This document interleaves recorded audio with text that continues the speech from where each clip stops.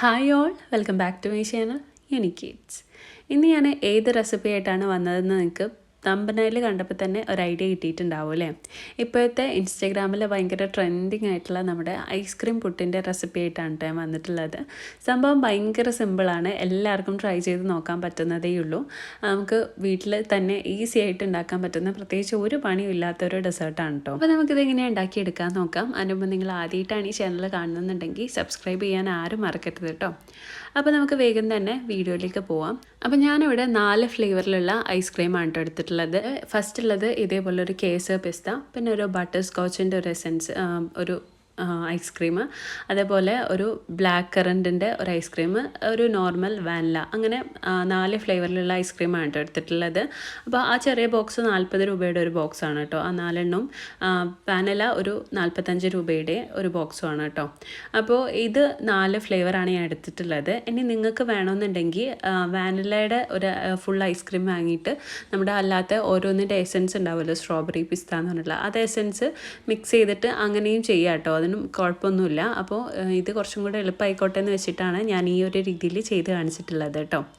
ഇനി നമ്മൾക്ക് പുട്ടിൻ്റെ ഇടയിൽ നമ്മൾ തേങ്ങ ചിരവിയത് ഇടുന്നതിന് പകരം ഇവിടെ എടുത്തേക്കുന്നത് കുറച്ച് നട്ട്സാണ്. ഡ്രൈ ഫ്രൂട്ട്സും നട്ട്സും ചോക്ലേറ്റ് ചിപ്സൊക്കെയാണ് കേട്ടോ ഞാൻ എടുത്തിട്ടുള്ളത്. അപ്പോൾ ഇത് ഇത്രയും വേണമെന്ന് ഒരു നിർബന്ധമില്ല. ഞാൻ വീഡിയോ എടുക്കുക ആയതുകൊണ്ടും പിന്നെ കാണാനൊരു ഭംഗിക്കും വേണ്ടിയിട്ട് കുറച്ച് അധികം എടുത്തു എന്നേ ഉള്ളൂ. അപ്പോൾ ഞാൻ കുറച്ച് കറുത്ത മുന്തിരി എടുത്തിട്ടുണ്ട്, ടുട്ടി ഫ്രൂട്ടി, കാരക്ക, വൈറ്റ് ചോക്ലേറ്റ് ചിപ്സ്, അതേപോലെ കുറച്ച് ചെറീസ്, ഇതൊക്കെയാണ് കേട്ടോ ഞാൻ എടുത്തിട്ടുള്ളത്. നിങ്ങളുടെ കയ്യിൽ എന്തൊക്കെ നട്ട്സാണോ ഉള്ളത് അതൊക്കെ എടുക്കുക. കുറച്ച് ബദാം, അതൊക്കെയാണ് ഞാൻ എടുത്തിട്ടുള്ളത് കേട്ടോ. നിങ്ങളുടെ കയ്യിൽ എന്താണോ ഉള്ളത് അത് വെച്ചിട്ട് ഇത് ചെയ്യാൻ പറ്റുന്നതേ ഉള്ളൂ. ഇനി നമുക്ക് മെയിനായിട്ട് വേണ്ട സാധനം നമ്മുടെ എല്ലാവരുടെയും വീട്ടിലുള്ള പുട്ടുകുറ്റിയാണ്. ഞാൻ ഇതേപോലെ ഒരു പുട്ടുകുറ്റി എടുത്തിട്ടുണ്ട്. ഇനി നമുക്ക് അതിൻ്റെ ഉള്ളിലിടുന്ന ചില്ല്, ഇതിന് ഞാനിവിടെ ചില്ല് എന്നാണ് കേട്ടോ പറയാം, നിങ്ങളുടെ എന്താ പറയാമെന്ന് എനിക്കറിയില്ല. അപ്പോൾ ഈ ചില്ല് നമ്മൾ ഒരു പ്ലാസ്റ്റിക് റാപ്പ് വെച്ചിട്ടൊന്ന് കവർ ചെയ്യണം. അല്ലാന്നുണ്ടെങ്കിൽ ഐസ്ക്രീം നമ്മൾ അതിന് ഇടുന്നതിനനുസരിച്ച് താഴോട്ടങ്ങ് പോവും. അപ്പോൾ അത് ശ്രദ്ധിക്കുക. എന്തായാലും എന്തെങ്കിലും ഒരു പ്ലാസ്റ്റിക് റാപ്പോ അല്ലെങ്കിൽ ഒരു കവറോ വെച്ചിട്ട് ഇത് നന്നായിട്ടൊന്ന് കവർ ചെയ്തിട്ട് എടുക്കണം. ഞാൻ ഇതേപോലെ കവർ ചെയ്തിട്ടുണ്ട്. അതിനുശേഷം നമ്മുടെ ഈ ഒരു ഡ്രൈ ഫ്രൂട്ട്സും നട്ട്സും എല്ലാം കൂടെ മിക്സ് ചെയ്തിട്ടുള്ള ഒരു ഫസ്റ്റ് ലെയർ നമ്മൾ ആദ്യം വെച്ച് കൊടുക്കാം. ഇതേപോലെ ഫസ്റ്റ് ലെയർ എല്ലാം കുറച്ച് ഇട്ട് കൊടുത്തിട്ട് ഫസ്റ്റ് ലെയർ നന്നായിട്ടൊന്ന് കംപ്ലീറ്റ് ചെയ്യാം. നമ്മളതിലോട്ട് ഈ ഒരു ഡ്രൈ ഫ്രൂട്ട്സും നട്ട്സും തന്നെ ഇടണമെന്ന് ഒരു നിർബന്ധമില്ല കേട്ടോ. ഉള്ള ഫ്രൂട്ട്സൊക്കെ എടുത്തിട്ട് ഫ്രൂട്ട്സ് കട്ട് ചെയ്തതിന് ശേഷം ഷുഗർ സിറപ്പിലോ മിൽക്ക് മെയ്ഡിലെങ്ങാനും കുറച്ച് നേരം ഒന്ന് വെച്ചിട്ട് അത് ചേർത്ത് കൊടുത്താലും മതി. എന്തായാലും ടേസ്റ്റ് അടിപൊളിയായിരിക്കും. അപ്പോൾ ഇതേപോലെ ഫസ്റ്റ് ലെയർ ഞാൻ വെച്ച് കൊടുത്തിട്ടുണ്ട്. അതിനുശേഷം നമുക്ക് ഫസ്റ്റ് ഐസ്ക്രീം ചേർത്ത് കൊടുക്കാം. ഞാനിവിടെ ബട്ടർ സ്കോച്ചിൻ്റെ ഐസ്ക്രീമാണ് കേട്ടോ ചേർത്തിട്ടുള്ളത്. അപ്പോൾ ഒരുപാട് നമ്മൾ ഇങ്ങനെ നല്ല വൃത്തിയാക്കി റെഡിയാക്കി കൊണ്ടുവരേണ്ട ആവശ്യമില്ല. ഞാൻ പറയാൻ കാരണം ഞാൻ നല്ല വൃത്തിയായിക്കോട്ടെ, കാണുമ്പോൾ അത് ഫുൾ ചെയ്യുന്ന സമയത്ത് നല്ല ഭംഗിയിൽ ഇങ്ങനെ കളർഫുള്ളായിട്ട് വന്നോട്ടെ എന്ന് വിചാരിച്ചിട്ട് നല്ലപോലെ ഫിനിഷ് ചെയ്തൊക്കെ വരുമ്പോഴേക്കും ഐസ്ക്രീം അലിഞ്ഞ് വരാൻ തുടങ്ങിയിട്ടുണ്ടായിരുന്നു. അപ്പോൾ ഒരുപാട് നമ്മൾ അതേമേൽ ഡെക്കറേഷൻ ചെയ്യാൻ നിൽക്കണ്ട. അങ്ങനെ ഡെക്കറേഷൻ ചെയ്യാൻ നിന്നാൽ ഫുള്ളായിട്ട് അലിഞ്ഞ് പോരും. അതേപോലെ എനിക്കൊരു അബദ്ധം കൂടെ പറ്റി. ഞാനിത് റെഡിയാക്കി ഫ്രിഡ്ജിൽ വെക്കുന്ന സമയത്ത് ഒരു 2 മണിക്കൂർ വരെ കറണ്ട് ഇല്ലായിരുന്നു. അതുകൊണ്ട് തന്നെ കുറച്ച് സൈഡിൽ നിന്ന് കൊലിച്ച് വന്നിട്ടുണ്ടായിരുന്നു കേട്ടോ. അപ്പോൾ ഇതേപോലെ പെട്ടെന്ന് ചെയ്ത് തീർക്കുന്നതാണ് നല്ലത്. ഞാനിതിപ്പോൾ ടൈം ലാപ്സിൽ ഇട്ടുകൊണ്ട് നിങ്ങൾക്ക് സ്പീഡിൽ തോന്നുകയാണ്. ഞാനിത് പതുക്കെ ചെയ്ത ഒരു പ്രോസസ്സാണ്. നിങ്ങൾ ചെയ്യുന്ന സമയത്ത് കുറച്ച് സ്പീഡിൽ ചെയ്തോളൂ.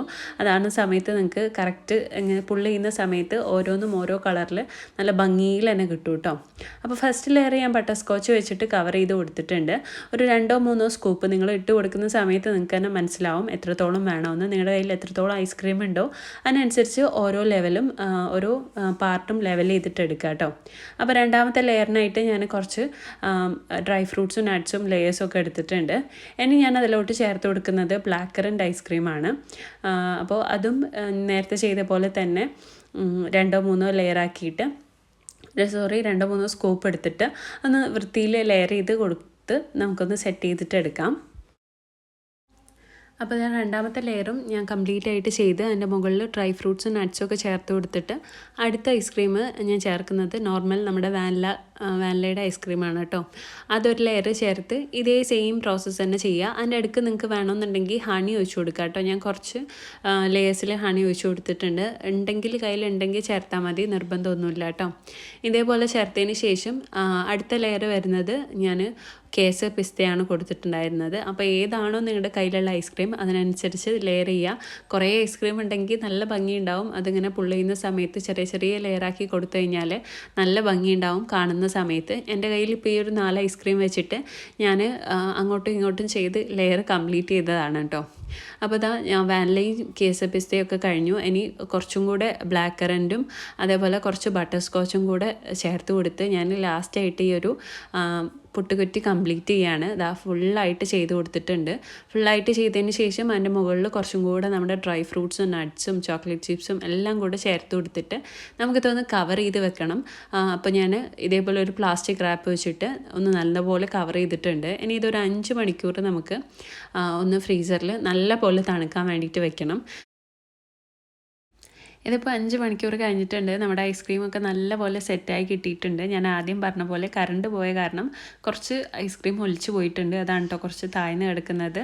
ഇനി നമുക്കിതൊന്ന് പുള്ളി ചെയ്തിട്ട് എടുക്കാം. പുള്ളി ചെയ്യുന്ന സമയത്താണ് ശരിക്കും ഇതിൻ്റെ ഭംഗിയുള്ളത്. കാണാൻ നല്ല രസമാണ്. ഓരോ ലേയേഴ്സും അതിൽ ഇടയ്ക്കൊക്കെ നിറച്ചും ഡ്രൈ ഫ്രൂട്ട്സും നട്ട്സും ഒക്കെ ചേർത്തിട്ടുള്ള ഒരു അടിപൊളി ഐസ്ക്രീമാണ്. സാധാരണ നമ്മൾ ഐസ്ക്രീം കഴിക്കുന്ന ആ ഒരു ടേസ്റ്റ് തന്നെയാണ്. അതിൽ കുറച്ചും കൂടെ നട്ട്സും വേറെ വേറെ ഫ്ലേവേഴ്സും വരുന്നേ ഉള്ളൂ. പക്ഷെ ഇതിപ്പോൾ ഭയങ്കര ട്രെൻഡിങ് ആയതുകൊണ്ട് ഒന്ന് ട്രൈ ചെയ്ത് നോക്കിയേ ഉള്ളൂ. അപ്പോൾ എല്ലാവരും ഒന്ന് ട്രൈ ചെയ്ത് നോക്കുക. ട്രൈ ചെയ്ത് നോക്കിയിട്ട് ഫീഡ്ബാക്ക് അറിയിക്കുക. പിന്നെ വീഡിയോ നിങ്ങൾക്ക് ഇഷ്ടമായിരുന്നുണ്ടെങ്കിൽ ലൈക്ക് ചെയ്യാനും കമൻറ്റ് ചെയ്യാനും ഫ്രണ്ട്സ് ആൻഡ് ഫാമിലിക്കൊക്കെ ഈ വീഡിയോ ഒന്ന് ഷെയർ ചെയ്ത് കൊടുക്കാനും ആരും മറക്കരുത് കേട്ടോ.